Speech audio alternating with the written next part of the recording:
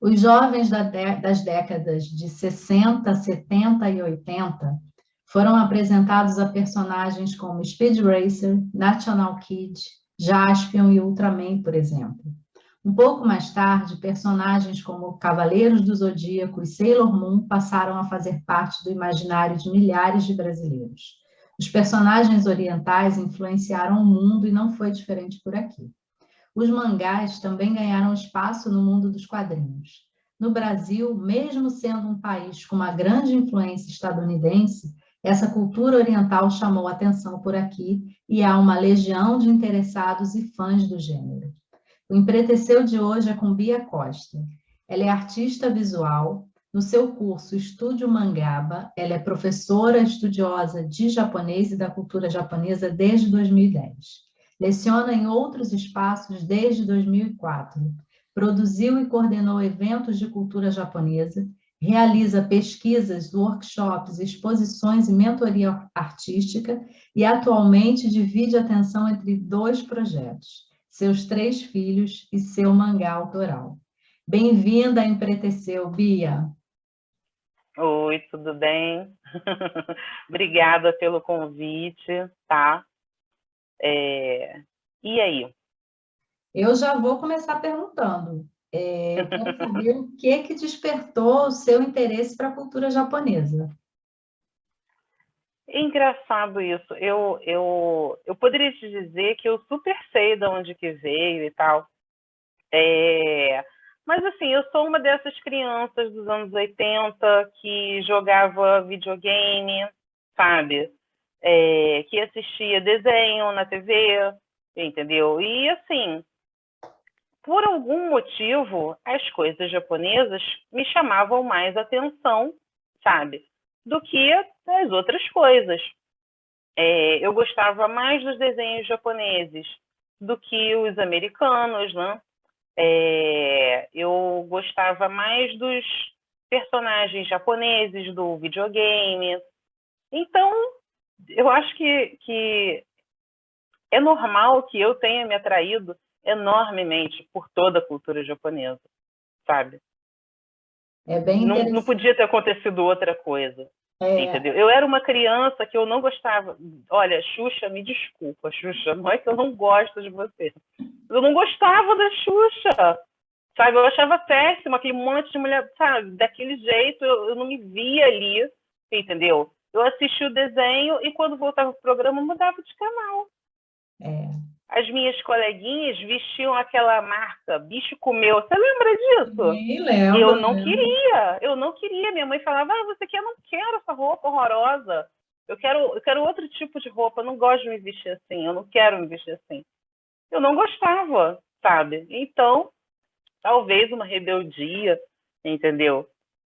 Por que Mas não vai deixar de saber. seguir padrões, né, Bia? A gente, assim, sofre Pois é, imposições o tempo inteiro, de tem que ser, pois é. tem que ser assado, tem posição até no nosso sorriso, todos os dentes têm que ser iguais quando sorriem, né? Vamos Exatamente. Tem que brilhar no alegria. escuro, Vamos isso, entendeu? vamos aquilo. Não, não quero a roupa que todo mundo está usando. E olha aí o que que deu, né? Deu essa tua rebeldia, né? Como você falou, ao longo da tua vida se transformou numa potencialidade maravilhosa para uma carreira, né? Que é assim brilhante, de muita criatividade, de muito trabalho, de muita percepção artística, né?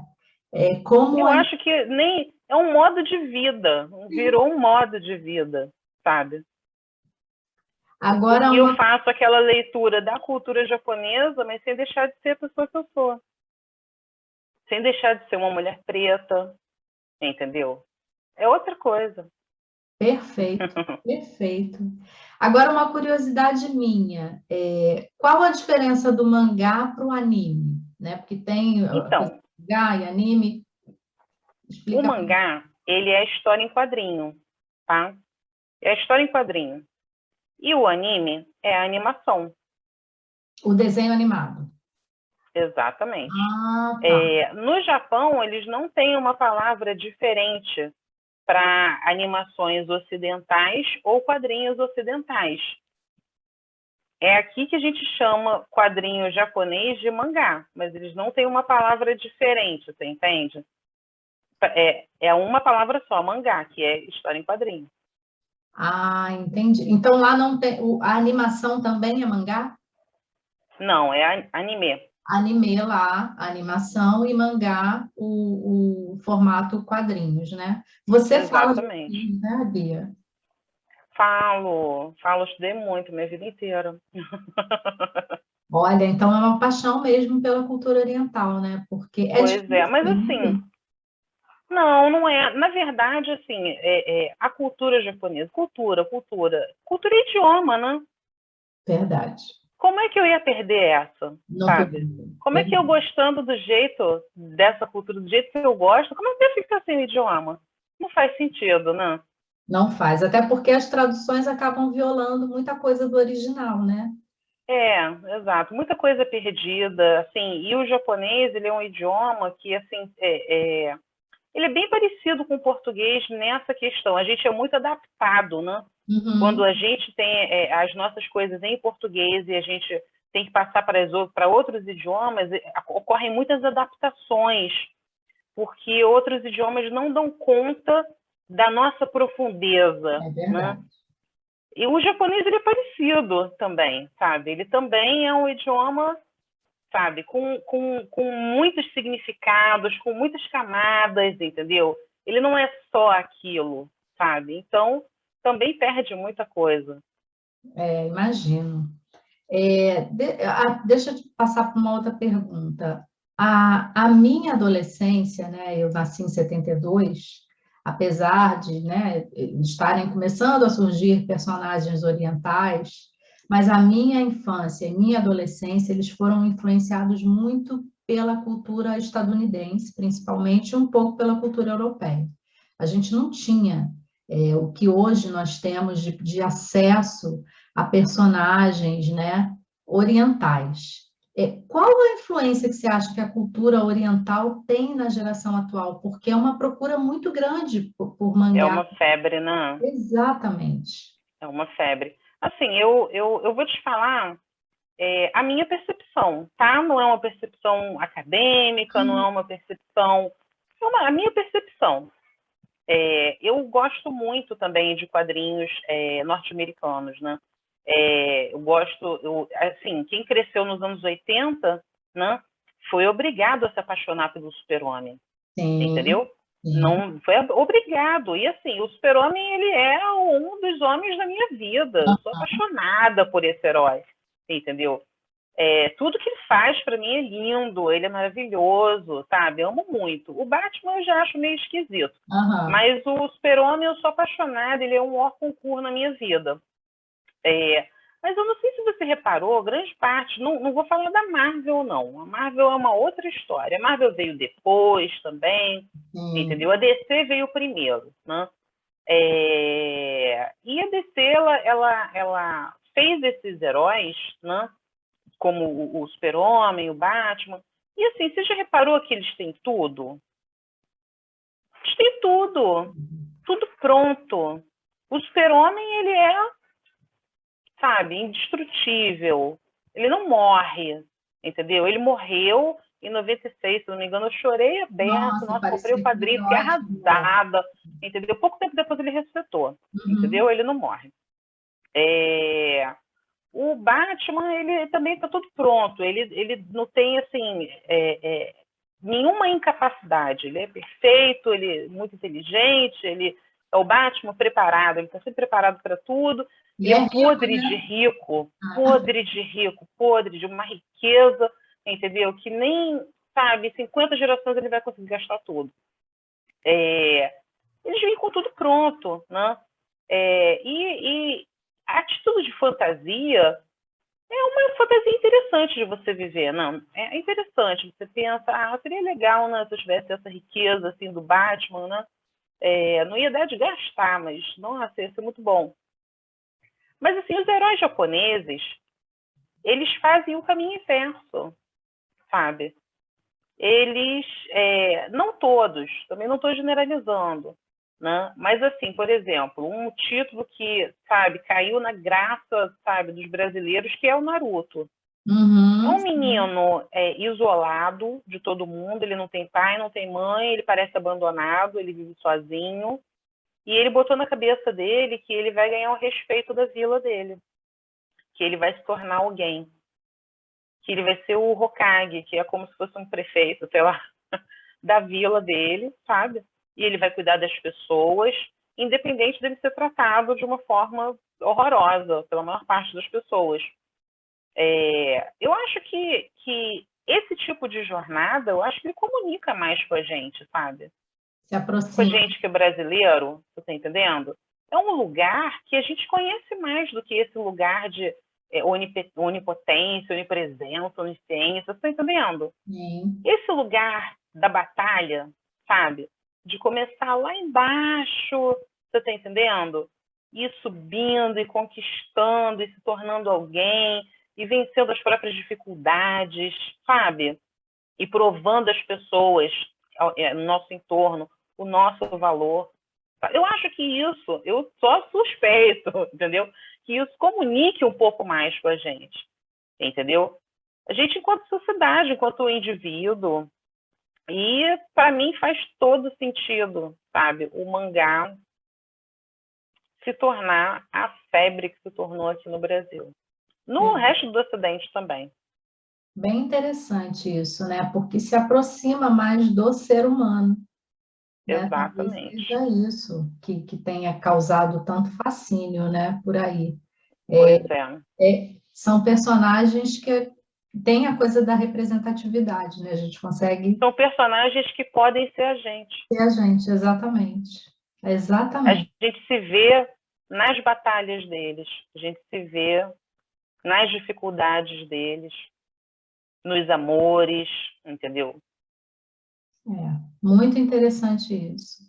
Agora, qual a diferença do mangá para os quadrinhos brasileiros, né? Eu não sou uma leitora, conheço muito pouco, mas meu filho gosta muito.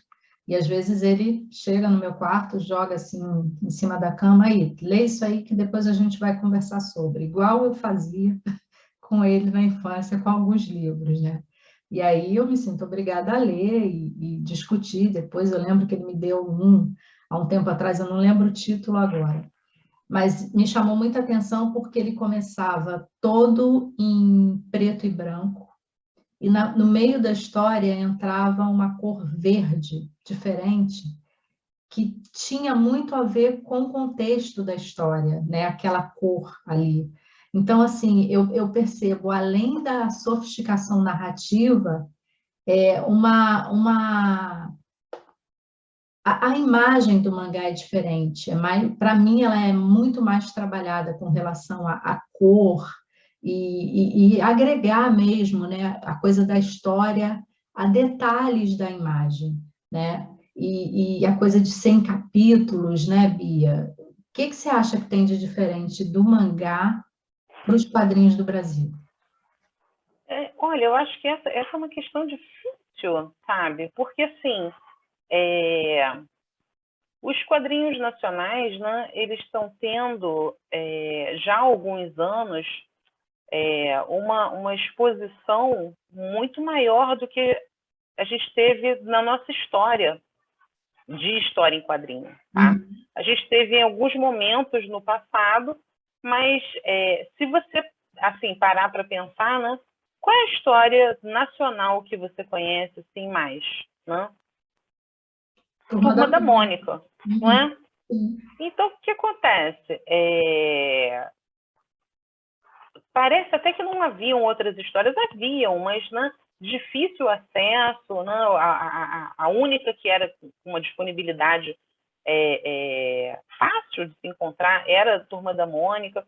E eu acho que, no final das contas, esse ambiente, né, acabou sendo a pressão do carbono, sabe? A pressão do grafite, você está entendendo? Sim. E agora a gente está tendo uma enxurrada de diamantes, sabe? Uma quantidade de histórias, sabe, enormes, entendeu? Vários artistas colocando seu trabalho aí para aparecer, construindo as suas fanbases, sabe?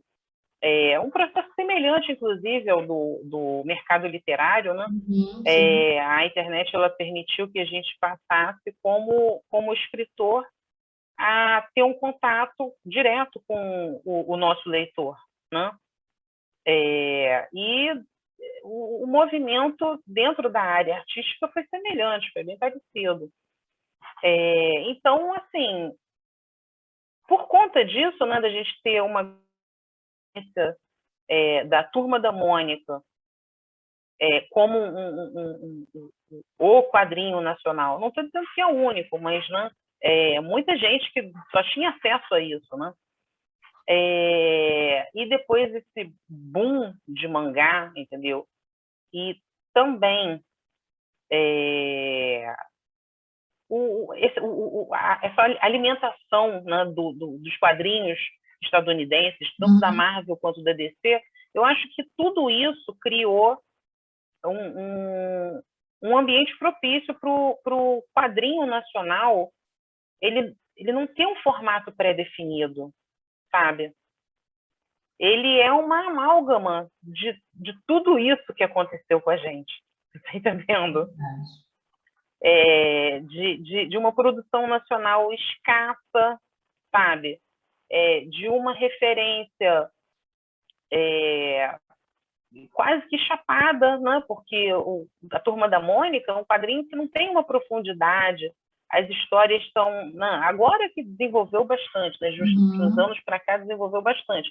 Mas, assim, não era como se, sabe, as histórias fossem profundas e fizessem a gente, né, refletir questões da vida, né? Então, a gente tinha isso de influência, aí influência externa, que a DC tem aqueles heróis que são, sabe, a última bolacha do pacote. E a gente tem na Marvel, entendeu, histórias assim que são, né, mais condizentes com a realidade, por assim dizer. Não que viagens assim pelo espaço sejam ok, a gente esteja fazendo isso desde sempre. Mas a história, né, fala a respeito de pessoas que sofrem, que são vítimas de preconceito, sabe? Que tentam sobreviver, você tá entendendo? Isso fala muito com a gente, né? A nação brasileira está tentando sobreviver há muito tempo. E toda a sensibilidade, sabe, dos mangás, que também alimentou a criatividade do artista brasileiro, o resultado é algo sem precedentes, sabe?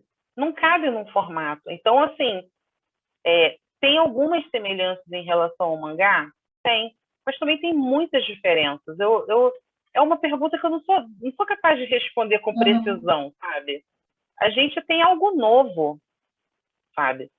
O quadrinho nacional, ele se tornou algo novo. É o que eu poderia dizer. Do mangá também, né? Também. É incrível. Bia, esse universo de criadores de mangá, ele é muito masculino, né? Assim, a maioria de homens. Bastante masculino. Como é que foi para você furar essa bolha aí? Então, a gente escolhe as bolhas que a gente quer furar, né? E o que acontece? Engraçado, eu não sinto como se eu tivesse furado uma bolha de forma proposital, sabe? Eu sinto que, de repente, assim, eu estou no meio. O que acontece? Eu comecei a produzir as minhas histórias já há muitos anos atrás. A primeira vez que eu publiquei em evento, a minha filha tinha 2 meses. Eu levei ela com 2 meses, amamentei no evento. Então, Foi? E ela está com quantos anos agora? Ela está com 15. 15 anos atrás, Então, o que acontece? E as minhas histórias, elas são do gênero boys love. É um gênero do quadrinho do mangá, né? E hoje em dia, na verdade, eu acho que eu nem posso mais dizer que elas são um boys love, porque eu mergulho completamente no universo LGBTQIA+. Então, as minhas histórias são muito diversas, elas falam, sabe, de pessoas essencialmente diferentes, sabe? Eu não falo de pessoas idênticas, as minhas histórias não são assim. Então, o que acontece? Isso é um quadrinho de nicho, sabe? É um quadrinho de nicho, entendeu? Ele é produzido essencialmente por mulheres, sabe? São histórias que envolvem rapazes homossexuais, entendeu? Na maioria delas. Então, assim, a produção inicialmente ela era para mulheres, né? Eu ainda acho que é, inclusive, sabe? Tem rapazes que são homossexuais que gostam, entendeu? De boys love e tal, mas eu acho que dá de ver que não é feito para o público gay, sabe? Não é produzido, entendeu? Ainda é produzido fielmente para garotas que gostam desse gênero. Entendi. Entendeu? Fala um pouquinho desse gênero boys love pra gente entender as caras. Então, ele começou nos anos 70, se eu não me engano, e ele era chamado de yaoi, né? Foi uma revolução japonesa, das mulheres japonesas, elas começaram a fazer os personagens masculinos virarem gays e terem relacionamentos homoeróticos, maravilhosos, homoafetivos. Então, para elas, para o prazer delas, para a diversão delas, entendeu? Tem algum personagem específico dessa época? Oi? Tem algum personagem específico dessa época? Não, porque na época elas faziam com personagens que existiam, de histórias, sabe? Elas não faziam personagens originais. O movimento começou dessa forma, entendeu? Entendi. E iniciou uma cultura de fazer doujinshi, que é fanzine, né? É a Eu palavra vou para procurar a fanzine. imagem para compartilhar. Você me dá alguma sugestão de título? Vocês esperam um segundinho? Só falar que eu busco aqui no YouTube. Eu tenho Você tem. esse daqui, ó, bem velhinho, que é uma coletânea de histórias de Cavaleiros do Zodíaco, onde eles todos são gays, todos. Então transforma personagens que já existem em personagens. Exatamente. Esse daqui, deixa eu ver a data desse daqui. Esse daqui é um tesouro meu. 1988. Esse daqui foi publicado em 88. Olha que riqueza. O Brasil estava saindo da ditadura, né? Então, por aqui ainda era mega. Aqui a gente estava revolucionando outras coisas. No Japão, as garotas estavam fazendo isso. E o que acontece? Começou dessa forma. Tem o Slash também, que é um movimento mais ocidental, mas a minha influência ela vem daí, do yaoi.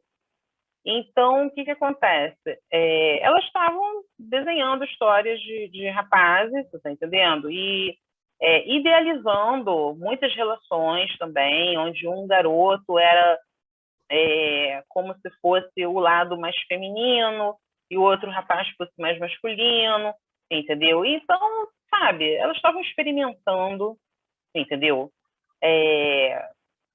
E a partir daí, esse gênero ele ganhou tanta, como eu posso dizer? Ele foi um gênero que foi tão bem recebido, sabe, dentro do Japão, que ele é um gênero oficial e tem publicações, sabe? E tem várias histórias hoje em dia de personagens originais dentro dessa temática, entendeu? Entendi, já foram criados personagens. Exato. Quando começou, elas só faziam isso, entendeu? Da mesma forma que o Slash começou também transformando os personagens de Star Trek em gays, né? O Slash fazia isso também. Que é um outro movimento, mas não oriental, né? Exatamente. Entendeu? Você falou dessa coisa da criação de personagens com características mais diversificadas. Você tem personagens de mangá com a pele escura e características étnicas, né? Do negro. Deixa eu compartilhar uma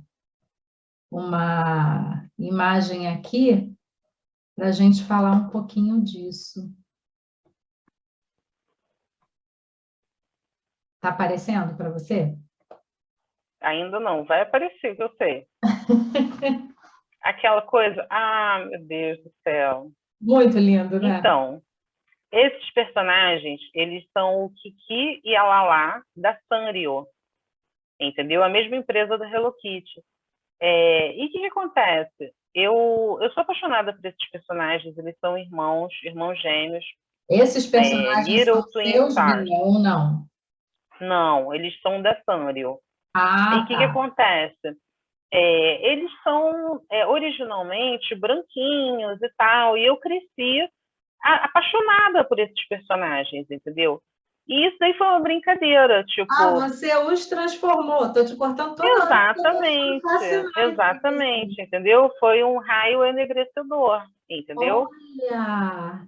Então, Qual o assim, nome isso dos por originais? acaso... Para buscar aqui. Oi? Qual o nome dos personagens originais? Kiki e Lala. Como é que eu vou escrever isso? Fala as letras para mim. Escreve assim, ó, Little, de pequeno, Twin, de gêmeos, e Stars, de estrelas. Já apareceu aqui para mim.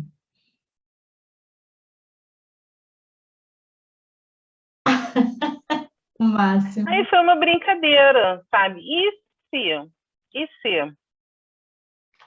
eles fossem do jeito que eu gostaria que eles fossem, sabe? Uhum.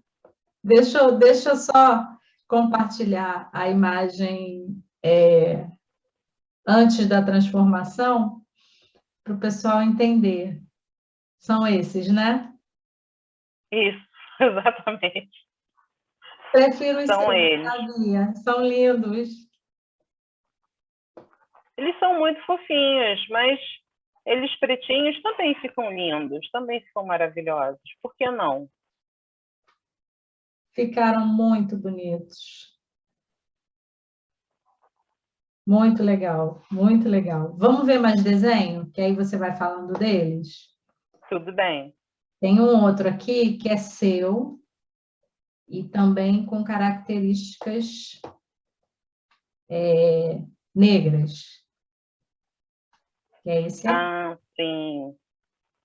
Então, essa é uma página de um mangá que eu enviei para um concurso, né? Uhum. Um concurso do Japão. Não sei, né? A gente nunca sabe se uma personagem principal pretinha, se ela pode ganhar um espaço assim num concurso internacional.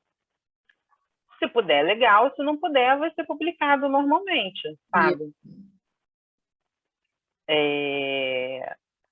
Nessa história, a personagem principal, ela é brasileira, tá? Ela é de comunidade. Olha. Tá? E ela participa de um grupo de amigos onde eles são de outras nacionalidades, mas um deles é de Gana, o outro é das Filipinas, entendeu? Tem essa coleguinha japonesa, entendeu? E uma coleguinha que é americana. Uhum. Então, ela acabou se tornando a minoria, né? Porque a maioria do grupo é diversa. Muito legal. Os traços, né? Esse cabelo tá lindo. Esse nosso cabelinho, não. E Não é? engraçado que eu vim com o cabelinho hoje, você também. Não é, e a Parece até que a gente personagem também. combinou. Parece que a gente combinou. Esses puffs são fantásticos, né? Deixa eu buscar outro aqui para a gente mostrar imagens.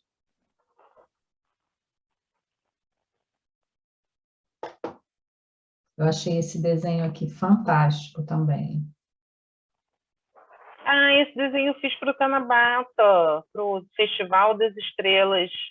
E é como se fosse um autorretrato. entendeu? A Aham. gente no Tanabata, a gente amarra desejos, né, nos bambus.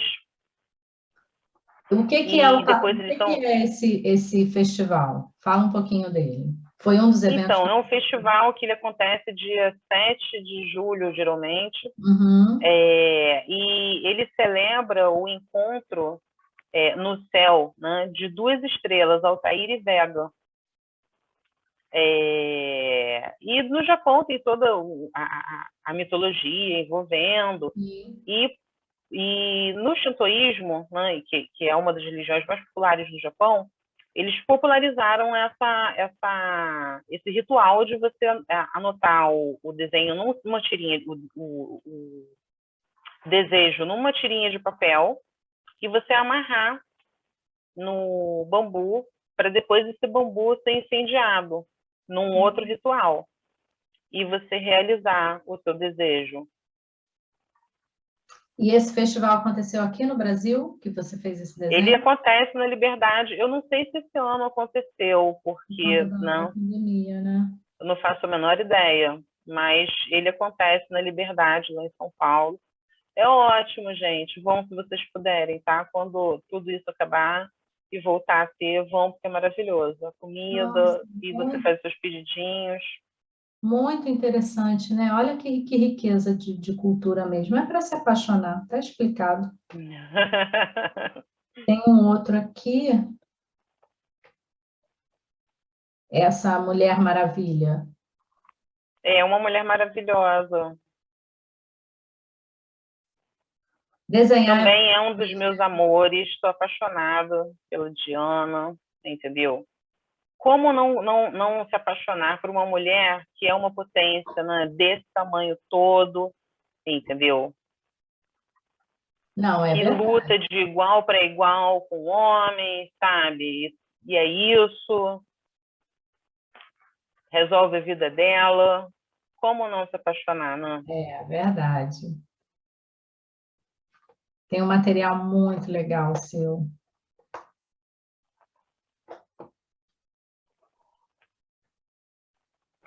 Esse painel é seu também? Esse painel. Eu acho que Então, teve a novela Bom Sucesso, não foi, na Globo? sim. Eu fiz a consultoria e aula de japonês para o núcleo japonês, Ah, que que legal. foi com o Carlos Takashi e a Bruna Aiso, linda. Tinha um núcleo japonês na novela e você fez a consultoria por conta da língua. Isso, exatamente. Muito legal.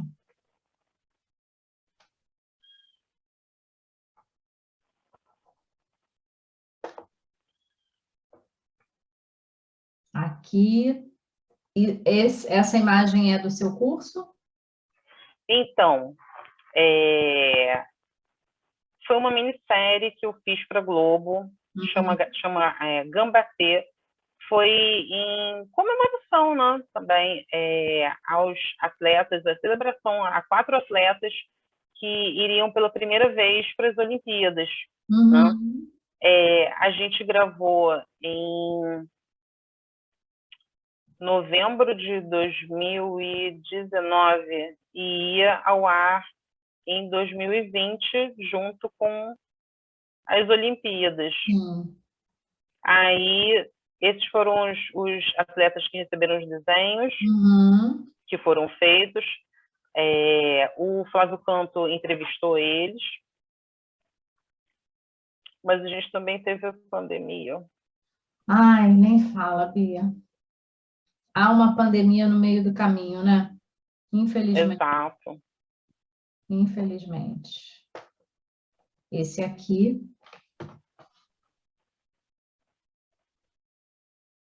E o olhinho dele tá engraçado. tá. Imagem com... isso daí é PNG e o olhinho dele tá transparente, com certeza. Foi um Gokuzinho, entendeu? Que eu fiz. Não é possível você gostar de anime, mangá e você não gostar de Dragon Ball, É mesmo que muito verdade. pouquinho, sabe? É a base de tudo, entendeu? O Akira Toriyama, que é o pai de Dragon Ball, ele ele transformou o mangá, sabe? Ele transformou o shonen, entendeu? Ele transformou essa coisa da aventura épica, sabe? Dentro da narrativa japonesa, sabe? E é impossível não gostar, é impossível não ter um personagem muito carismático, sabe? Representa também questões muito interessantes da cultura japonesa. É muito bom de... Gosto muito do Goku, mesmo ele engraçado, assim, que ele é engraçado. Vamos ver mais. O que nós temos aqui?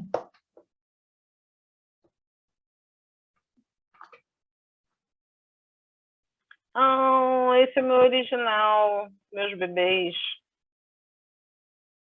Então, que acontece? Eu passei a fazer uma autopublicação tanto na plataforma Tapas quanto no Webtoon. O Webtoon ainda vai sair, mas está em inglês. Uhum. Dessa série minha. Essa é uma série, né? O Mamikun Iseme-sama. E é uma série que, assim, ela abre um universo, né? Ela é um ponto de partida para uma abertura de universo. Então, é uma série que ela não tem uma narrativa linear, ela vai acontecendo em dropzinhos, né? São momentos cotidianos desse casal, tá? De rapazes. Uhum. Vez ou outra, a título do leitor conhecer um pouco mais os personagens, acontecem flashbacks e às vezes os pulos no futuro, é uma coisa que, sabe, nada linear, é assim mesmo, né? E na verdade é só um ponto de abertura para o universo que eu gostaria de estar colocando no papel, que é esse universo super diverso. O primeiro é esse passinho, né, para também as pessoas se acostumarem, os leitores se acostumarem, não se assustarem. E depois dele, cada história que vai se desenvolvendo, que vai se apresentando, acontece nesse universo dele, do Mamikun e do Iseme-sama. Entendeu? Então, a partir daí, da história dele, no meio da história dele passa um personagem não binário que é brasileiro e que foi tentar a vida no Japão. Sim. Ele atravessa essa história. Aí a próxima história é a respeito dele. Aí na próxima história um outro personagem também atravessa. E são ganchinhos que vão puxando e vão entrando até o desenvolvimento desse universo. O nome dos personagens é o Mamikun e Iseme-sama. Iseme-sama. Na verdade, são apelidos que eles dão uns para os outros, entendeu? O nome deles só é revelado mais lá para frente na história, entendeu? Inclusive, querendo conhecer, gente. Ia te perguntar isso agora, como é que a gente acessa as histórias? Como é que consegue? Então, no Tapas está em português, tá? Pode procurar uma Mamikun e Iseme-sama. Não tem outro igual. Tem um link para acessar? Que aí, se você me mandar, eu ponho na Tem. descrição do vídeo depois. Na descrição. Eu te passo, então. Eu já estou curiosa, eu quero ver. Tudo bem. Tem uma outra capa aqui. Cadê? Do mesmo, que já está uma outra pegada, né? Exatamente. Aquele desenho que você mostrou antes, ele é muito antigo. Essa história ela foi criada em 2012. Tá? E agora ela está vindo a público. Entendi. Ela ia ser publicada em 2012, mais questões, sabe? Então ela está vindo a público agora. São eles dois, os dois personagens, tá? Tem uma pegada aí, como é que eu posso dizer? É bastante homoerótico mesmo, sabe? Não é uma historinha assim para crianças. Ele vai todo protegidinho para maiores de 18, tanto no Tapas quanto no Webtoon, nas duas plataformas. entendeu? Então, crianças, precisa primeiro fazer 18. Agora, a galera que já fez 18, gente, vamos nos divertir. Agora, deixa eu te perguntar, Bia, como é que foi criar esses personagens homoafetivos? Assim, construir as suas histórias. Deve ter sido, eu imagino, uma viagem, né? Eu não sei explicar. Assim, eu escrevo essas histórias desde muito nova. Uhum. Quando eu tinha 16 anos, no colégio entrou um professor novo, dentro do CAP da UERJ. Entrou um professor novo de português e literatura, e ele perguntou assim, quem aqui escreve? A turma inteira apontou para mim. Nem eu sabia que a minha turma sabia que eu escrevia. Eu não fazia ideia de que eles sabiam, sabe? Eu achava que era uma coisa minha. Oi? Você estava em que série, né, nesse episódio? Eu acho que eu estava no segundo ano, primeiro ano. Bem adolescente mesmo, né? Muito nova, muito nova. Aí, o que acontece? Foi segundo ano, se eu não me engano, segundo ano. Aí, ele falou, o que você tem escrito aí? E eu fiquei, assim, um pouco constrangida, né? Porque eu não esperava que as pessoas soubessem que eu escrevia. É porque a gente que escreve, né? A gente acha que a gente está só a gente no mundo, né? A gente, o papel, né? o lápis, a caneta, o que for, mas a gente acha que é só isso, né? Mas o resto do mundo está observando a gente. Sim. E eu não fazia ideia. E eu acabei passando para ele o caderno que eu tinha, onde eu escrevia, né? E o caderno era lotado de histórias homoeróticas, né? E na época eu não tinha ainda, né, o domínio dessa terminologia de yaoi, boys love, eu não fazia ideia do que era aquilo. E ele chamou de homoerotismo. Ele perguntou para mim, onde você aprendeu a escrever essas coisas? Olha. Aí eu, que coisas? Aí ele disse que é homoerotismo. Aí eu, sabe, fiquei assim, nossa, tem nome. E ele começou a corrigir, veja só que situação. E assim, foi maravilhoso, porque ele foi me empurrando, né, para lugares que eu não imaginava que era possível ir, eu com 16 anos, né, uma cabecinha de 16 anos. E ele me dava o caderno todo rabiscado, ele falava por que são personagens que existem, tá? De Yu Yu Hakusho, que eu fazia histórias deles, como no Japão, nos anos 70 faziam, a mesma coisa. Aí ele chegava e falava, você não explicou por que o Kurama se apaixonou pelo Riei. Não faz sentido. Isso aqui fica vulgar desse jeito. Eles só se pegando assim. Eu preciso entender o que aconteceu. E isso foi me estimulando, sabe? Eu falava, eu pensava comigo, mas que grosseiro. Eu não quis dizer que eles só se pegaram. Não foi isso que eu quis dizer. Entendeu? Claro que tem uma história. Eles se apaixonaram. E isso foi me estimulando. As correções dele iam te estimulando no processo criativo. Que legal! Exatamente. Ele foi um dos melhores professores assim, da vida, sabe? Então, o que acontece? Ele exigindo de mim, sabe? História, do desdobramento dessa história, Bia? Ele sabe a Bia? Eu não faço a menor ideia. Eu não sei nem se ele está no CAP ainda. Estou curiosa com isso agora. Procura. Gente, eu acho que eu vou procurar ele, então, para falar, olha só, onde as minhas histórias homoeróticas foram parar. Será? Ele precisa saber disso. Essa é uma boa. Mas, enfim. Aí, o que acontece? Vamos ver. Depois eu até te conto. Com certeza. Aí, o que acontece? Isso começou a me estimular, sabe? A querer mais, sabe? A querer dar outras dimensões, aplicar outras camadas, sabe? A escrever a respeito de relacionamentos cada vez mais diferentes, sabe? Cada vez com mais nuances, entendeu? Às vezes, aí eu levava uma história para ele que eles só se pegaram mesmo, sabe?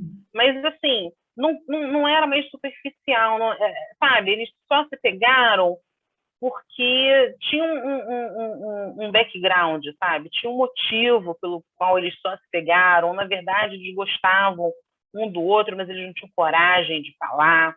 Então, foi um negócio explosivo, de qualquer jeito, entendeu? E depois eles tinham que lidar com essa ressaca, entendeu? Do que aconteceu, sabe? Então, assim, foram ganhando outras dimensões, entendeu?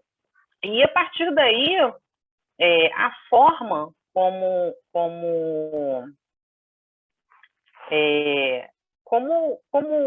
esse tipo de conteúdo, né? O erótico mesmo, o homoerótico, sabe? Como esse tipo de conteúdo ganhou espaço na minha vida, eu não sei nem dimensionar, entendeu? Assim, eu participei, aqui, a gente sendo fã de anime, de mangá, aqui no Rio de Janeiro, com a minha idade, né, obrigatoriamente a gente acabou conhecendo o nascer dos eventos de anime. Eu participei do primeiro, do segundo, sabe? Então, o que acontece? Dentro desses eventos, eu fui me relacionando com pessoas que também gostavam disso, sabe? E a partir daí, quando eu fui crescendo, fui me tornando adulta, e a partir daí eu passei a desenvolver, junto com outras amigas, com pessoas que tinham o mesmo interesse que eu, espaços, sabe? Onde pessoas com esse interesse poderiam se reunir, conversar, sabe? A gente fazia bate-papo, a gente fazia mesa redonda, a gente fazia palestra, você está entendendo? Nossa, a gente já levou tema o homoerotismo dentro da literatura japonesa. A gente levou isso para uma palestra, para um evento de anime, sabe? Que parece que é uma coisa que é só de cultura popular, uma coisa, né? É só comercial. A gente levou esse tipo de conteúdo. Inclusive, posso fazer um jabazinho? Claro. Então, Agora. o maior site da América Latina a respeito de boys love chama Blime, tá? Que é da Tanco, uma pessoa que trabalhou comigo durante essa época, uma pessoa queridíssima, amiga, querida, adoro demais ela. E nós juntas, e mais outros amigos também, desenvolvemos o Espaço BL, que a gente levava inúmeros conteúdos, inúmeras possibilidades desses amores diversos, entendeu? Para ter alguma visibilidade, entendeu? E, assim, isso 2012, sabe? 2015, entendeu? 2014, 2015. Então, assim, isso sempre teve E como Bia, depois você me dá o link para o teu jabazinho, que eu ponho na descrição também. Mas como é que era criar esses espaços, né? Esses eventos de cultura japonesa? O que tinha? Assim, cheguei no evento, eu vou encontrar os personagens caracterizados, eu vou encontrar uma mesa redonda, como você falou, de palestra sobre esse tipo de anime, de mangá. Como é que é montar um evento desse? O que se leva para um evento desse? Isso que eu fico imaginando. Eu já fui a evento de anime, mas assim, fui acompanhando meu filho, então estava prestando mais atenção nele, que era pequeno, do que no evento propriamente dito, né? Então acabei não aproveitando. Mas o que contém um evento desse? Que vai voltar a acontecer, que vai acabar já já. Então, os eventos, eles mudaram bastante, assim, de formato, sabe? Eles têm, hoje em dia, eles têm dedicado mais à área de games, entendeu? Cosplay sempre, sempre, não pode, como é que vai acontecer um evento sem cosplay? Não faz sentido isso. As áreas de venda muito grandes, entendeu? De produtos licenciados, entendeu? Acredito também que tenham sim, uma coisa também que aumentou muito nos eventos hoje em dia. Antigamente era uma coisa muito pequenininha, mas acontecia também, não é como se fosse uma novidade. O beco dos artistas, né? Agora a gente tem muito mais artistas nacionais participando, isso é sensacional, isso é maravilhoso. Mas essas atrações assim de nicho, elas foram meio que sumindo dos eventos, entendeu? Uhum. Apesar de que o mercado continua aí. O Brasil passou a comprar mais títulos de Boys Love, entendeu? Mas é um espaço que começou a ter menos espaço nos eventos. Inclusive, eu não sei te dizer por quê. Mas aí não aconteciam eventos exclusivos para esses nichos? Não, muito dificilmente, entendeu? Eu participei junto com um grupo de um evento direcionado para toda a produção erótica de mangá, entendeu? Mas só aconteceu uma vez. É Eu não sei engraçado, se né? Porque você tem... eu acho engraçado, a gente tem o carnaval, mas a gente não tem um evento sobre literatura homoerótica, um evento grande, sabe? Sobre Até porque tem a erotismo. procura pelos títulos, né? É. Tem a procura, sei, eu vou chutar aqui, tem a coisa do não se mostrar também, né? Eu acho. Eu não sei. Assim, assim, a realidade é que a sexualidade aqui no nosso país se revelou um tabu enorme, né? A gente não imaginava, né, Não, que era isso tudo, entendeu? Eu não vivi esse mundo que hoje está posto aí, eu não vivi nele nunca. Para mim foi uma surpresa muito desagradável descobrir que a maior parte das pessoas, entendeu, tem uma dificuldade grande de lidar com a diversidade, sabe? Não é, só dificuldade, tem ódio mesmo, né? Por que não, eu estou até falando de porque dificuldade? Ódio. eu vivi, você também mais nova que eu, mas a gente viveu, pôde presenciar uma abertura de pensamentos na década de 80, 90. Sim, Né? sim. Assim, era uma coisa muito mais permitida, tudo era muito A permitido. gente assistiu Tieta, A gente assistiu sabe? Tieta, né? Assim, a sexualidade era muito mais divulgada, né? A questão homossexual. Eu lembro de um programa, e aí não tratando da questão homossexual, mas agora Armação Ilimitada, que era uma mulher Sim, casada com dois homens. E ele era isso. direcionado para o público adolescente, né? E E a eu gente assistia, eu adorava. tentava, não percebia problema nenhum, e anos depois isso tratado como problema. Né? Então, assim, realmente é uma novidade muito estranha, porque eu não sei o que aconteceu com a população brasileira da década de 80, pós-ditadura, né? Eu não sei se acharam que a liberdade estava exacerbada demais, então vamos tolir isso e vamos voltar todos para a caixinha do preconceito. Eu acho que foi meio por aí. E aí começa esse tipo de coisa, né? O ódio exacerbado, É, os governos querendo tomar conta da sexualidade do outro, a população querendo que o governo tome conta da sexualidade das pessoas, apesar que isso não tem nada a ver com governar, pois né? é. Pois é, Realmente foi uma assim, surpresa o muito racismo agradável. ele já tinha virado um tabu e agora o racismo está na moda, entendeu? De uma forma Está agressiva, na moda. Assim, violenta. eu não vou te dizer que o racismo foi extinto, isso nunca foi. Mas houve uma época em que ele era um tabu, sabe? Que, sabe, aquela pessoa ali é racista, Uhum. entendeu? Ela é racista, como se, sabe, ela tem uma doença no caráter dela, ela tem um problema grave, entendeu? Que ela não pode ser inserida nesse grupo, entendeu? E agora é o lugar Não, comum. o racista não se constrange mais.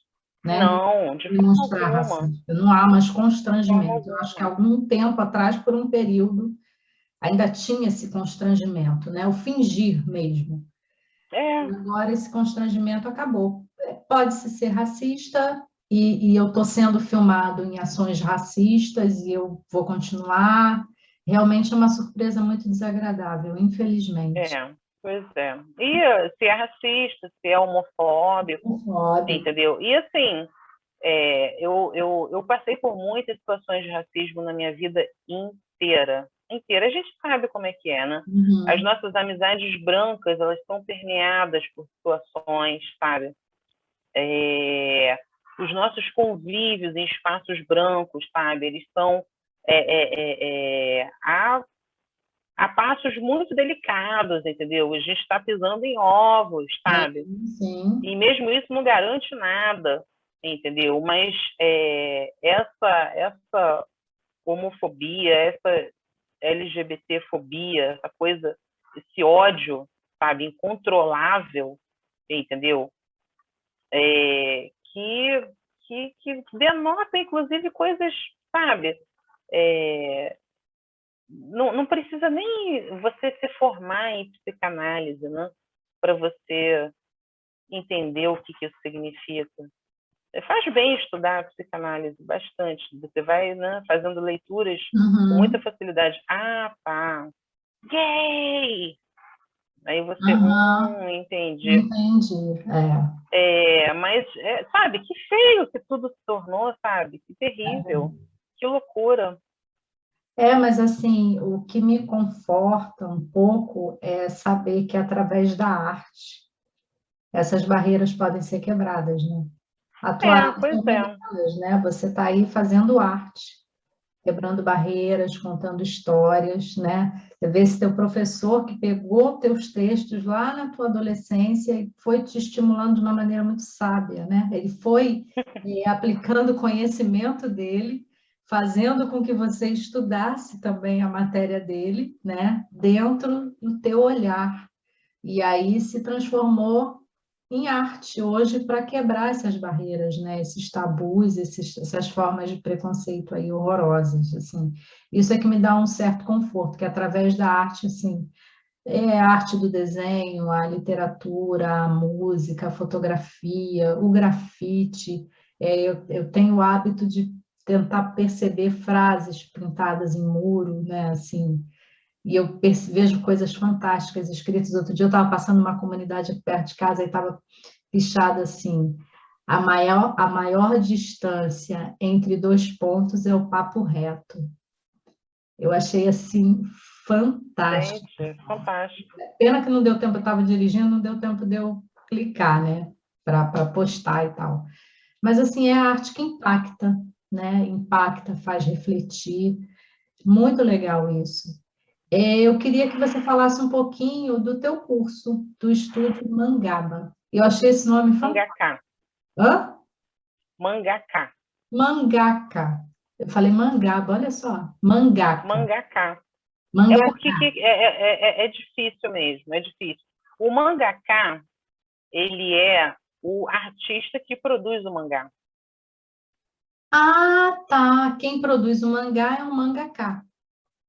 Exatamente. Enquanto você Gente, vai tem alguém falando, eu tentando me ligar desesperadamente. vou compartilhar imagens de você desenhando. Enquanto você Tudo fala. bem. Então, o que acontece? O meu curso, ele... eu acho... Eu gostaria muito, né, que tivesse um mercado, sabe, efervescente. Eu queria ver muita história, entendeu? Eu queria ver as pessoas desenhando e contando histórias sobre tudo, sabe? E a gente não tinha assim muitos cursos de desenho voltados para mangá, né? Uhum. E daí surgiu o desejo de estar contribuindo de alguma forma, né? A gente pensa, né, que uma açãozinha nossa pequenininha não significa nada, né? Mas muito pelo contrário, eu tenho alunos que já foram publicados, você está entendendo? Fizeram autopublicação, inclusive, sabe? E quando eu comecei, eu não fazia a menor ideia de que, sabe, eu ia acabar, de alguma forma, possibilitando a publicação para essas pessoas, a qualificação para que eles chegassem na publicação. Não, nem passou pela minha cabeça, mas eu queria ver um mercado efervescente, sabe? Eu queria ver muita coisa acontecendo. E foi assim que eu abri o Estúdio Mangaká. E eu sigo aí, tem já 11 anos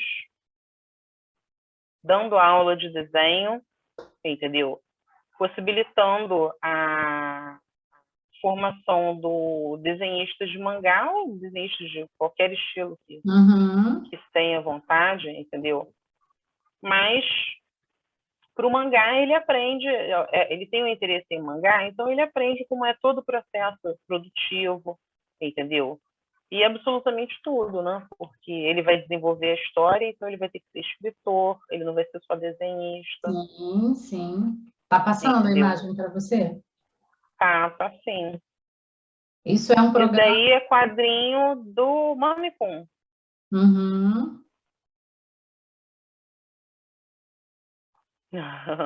Bem legal, né? Aí é isso, o objetivo foi ser mais uma pessoa, colocar um tijolinho, sabe, no mercado nacional, entendeu? Nunca imaginei que eu fosse ter algum sucesso no que se refere a isso, entendeu? Porque quando eu abri o curso, o mercado ainda não estava agitado dessa forma, as publicações ainda eram um caráter de um trabalho mais amador, entendeu? Sim. Então, eu não imaginava. Fui agraciada com alunos maravilhosos que voltaram aqui no curso, depois de ter tido aula comigo, para me trazer os seus livros publicados, entendeu? Muito legal. E o curso Isso é está muito bom. funcionando? Como é que tá, Bia? Então, no momento, por conta dessas situações, né, eu só estou atendendo as mentorias, entendeu? E ou é só online ou no sábado que não tem vaga mais, entendeu? Porque por conta da capacidade de alunos, né, permitido aqui dentro do espaço. Questão entendeu? do distanciamento, né? Pois é. Então, eu só estou fazendo agora mentoria online. Entendi. Agora a gente já está quase uma hora aqui de papo. Que Já papo bom, né? um Nem papo bom, senti. que aí passa rápido, é incrível, né? E aí, para finalizar, eu queria te perguntar o que que você diria para uma pessoa que pretende ser um profissional da criação de mangá? Como é que ele começa? Qual o caminho a percorrer? Então, ele precisa começar desenhando, tá? Ele precisa começar desenhando, ele precisa começar produzindo. Às vezes, a gente tem aquela coisa de, ai, ainda não tá bom, ai, não é o suficiente, ai, as pessoas vão me zoar, ai... Então, todo mundo começa desse jeito, sabe? É preciso fazer, é preciso. Se você tem o interesse de fazer, você só vai conseguir se você efetivamente fizer, e é isso. É interessante, não é obrigatório, tá? Que você faça um curso de desenho, não é uma coisa obrigatória, tá? Mas é obrigatório estudar. Não tem como negociar essa questão. É obrigatório estudar. A gente, a Margarete já sabe melhor do que eu, né? A gente escreve a respeito da gente. Sim. Mas o seu personagem, ele é um rapaz japonês e o outro também, não tem nada a ver com você de fora, entendeu? A gente escreve prioritariamente a respeito das nossas experiências, e é isso, É preciso ser entendido isso, tá? Qual experiência você vai querer que as pessoas saibam que você está vivendo, que você viveu, entendeu? Você precisa direcionar isso de uma forma inteligente. Se você não estudar, toda a história que você escrever, ela vai ser uma parte de você que você não tem controle, nenhum, zero. Você vai escrever qualquer porcaria a respeito de você, e quem tiver um olhar um pouco mais apurado, né, vai fazer uma leitura sem dificuldade alguma. Porque escrever é isso, né? É se despir.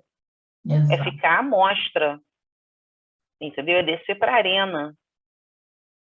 Então, o que acontece? De que forma você vai querer se expor? É de uma forma inteligente ou de uma forma descuidada? Então, estudar. Isso não tem negociação, tá? Se você estudar sozinho, você tem um trabalho longo aí para fazer, entendeu? Precisa ter uma sensibilidade muito acurada para saber o que você precisa estudar. Que você não vai ter uma pessoa dizendo para você que o seu lance de escrever entra na vida das pessoas e muda as pessoas. Porque muda, né?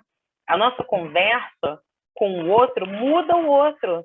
Ah, mas não muda quase nada. Não, sabe, a gente faz uma alteraçãozinha ali na vida daquela pessoa, entendeu?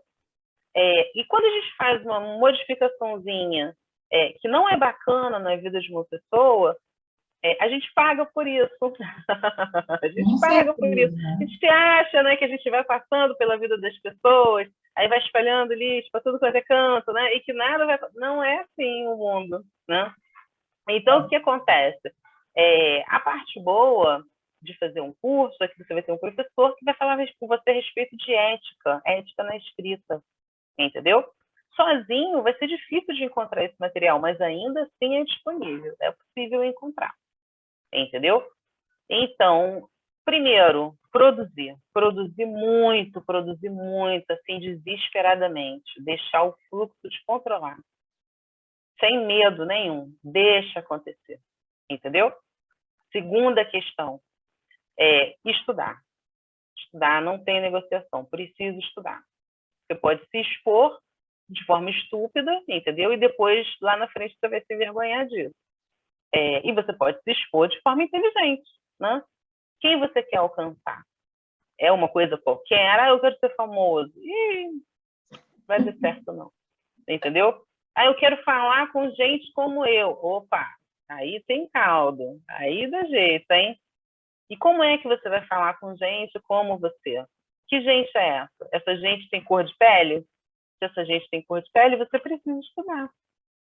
Entendeu? Então, a pessoa que, não, mas eu não tenho isso, não preciso disso. Então você pode fazer sucesso mesmo.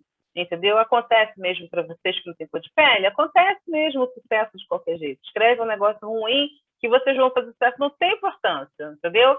Não precisa estudar, não precisa nada, tá? Mas você aí, que é parecido comigo, que é parecido com a Margarete, entendeu? Você não vai dar mole, não, entendeu? Na hora de triunfar, você vai triunfar bonito, então você vai estudar, tá? Procura um curso que ofereça bolsa. Por acaso, aqui no meu curso, eu ofereço bolsa. Formei muita gente que precisava de comunidade, entendeu? E que está aí hoje grande, bonito, brilhando. Procura um curso, porque tem gente que oferece bolsa sim. Não deixa o negócio correr solto, entendeu? Tem gente que estende a mão, tá? O negócio é não perder a oportunidade, né, Bia? Exato, Tem uma frase no filme, no Doutor Estranho, que meu companheiro fala muito, que é estudar e treinar. Eu acho que é isso, né? Estudar, treinar. É isso. É uma linha reta, sem nunca desviar do objetivo, nunca desviar. Mas está ficando difícil, problema seu. Problema seu. Todo objetivo, até você alcançar, ele vai ser difícil, entendeu? Qual o objetivo que você quer alcançar? É aquele seu primordial, que você sempre quis, o seu objetivo que você sonha desde sempre, ou é um objetivo ocasional que aconteceu na sua vida? Ele também vai doer para acontecer. Qual que você prefere se sacrificar e, sabe, se esforçar pelo que você quer ou pelo que vai acontecer pelo caminho se você fizer de qualquer jeito? E aí? Então é isso. É bem por Estudar e aí. treinar, não é?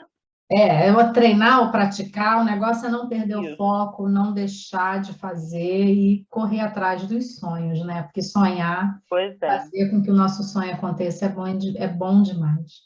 Bia, Sim, e um foco muito definido, tá?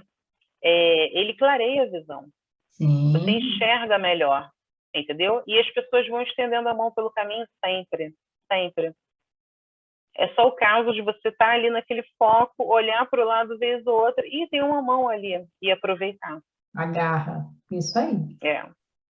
Bia, obrigada pela conversa, pelo ensinamento, Ai, obrigada, Margarete. Que papo bom. por ter Já cedido. quero sempre. E agora? Eu já quero bis para falar da história das tatuagens. Já te falei. Vamos Tudo marcar bem. o episódio 2, Bia Costa, parte 2. Tudo bem. Beijo grande para você. Muito obrigada por ter passado pelo Empretecer, tá bom? Beijão. Obrigada, Tchau, tchau, viu? tchau. Beijo. Tchau, tchau.